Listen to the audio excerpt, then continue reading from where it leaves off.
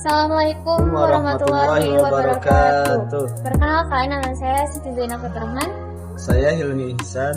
Di sini kita akan membuat tugas video pada matkul Pancasila yang berisikan membahas tentang makalah kita yang berjudul jenis-jenis ideologi pada umumnya. Betul kan? Betul. Nah, perlu diketahui dulu nih, apa itu ideologi.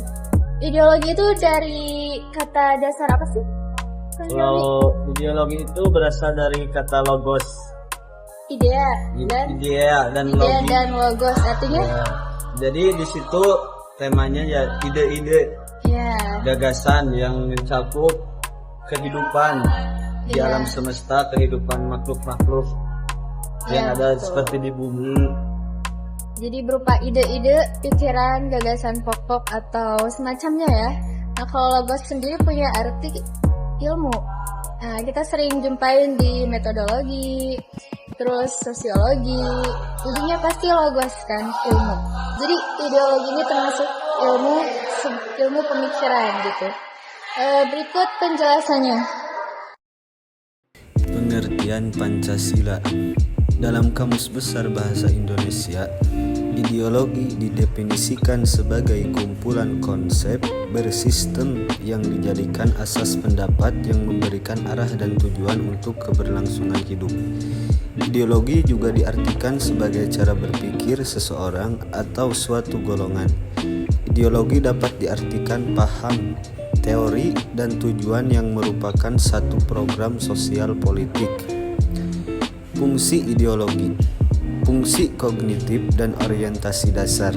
Sebagai fungsi kognitif berarti ideologi dapat dijadikan sebuah landasan bagi suatu bangsa dalam berkehidupan dunia.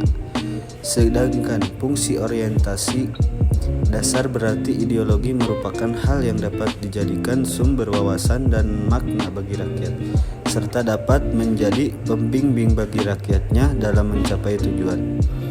Itulah yang disebut pengertian fungsi ideologi dalam Pancasila. Peran dan fungsi ideologi.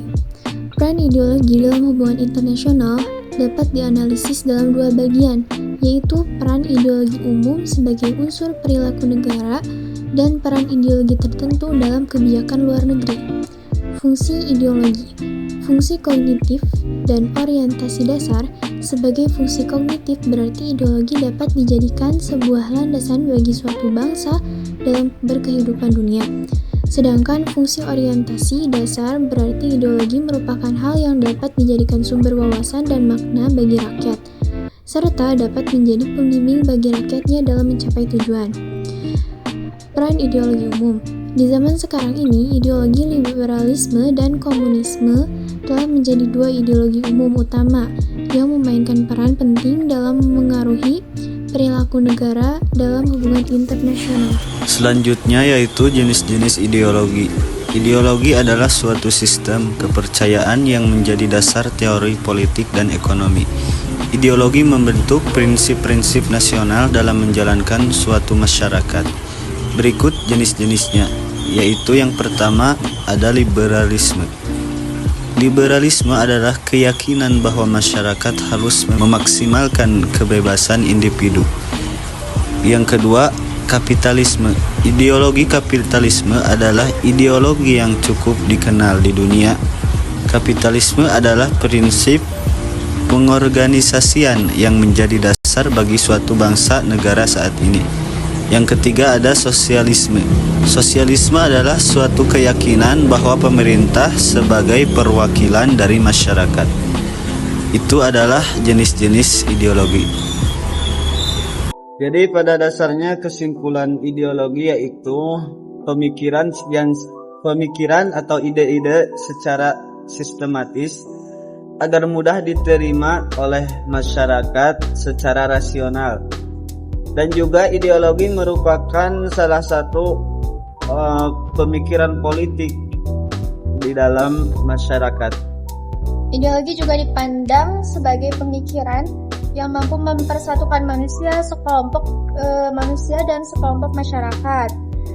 Kemudian terwujudnya partisipasi efektif dalam kehidupan sosial politik.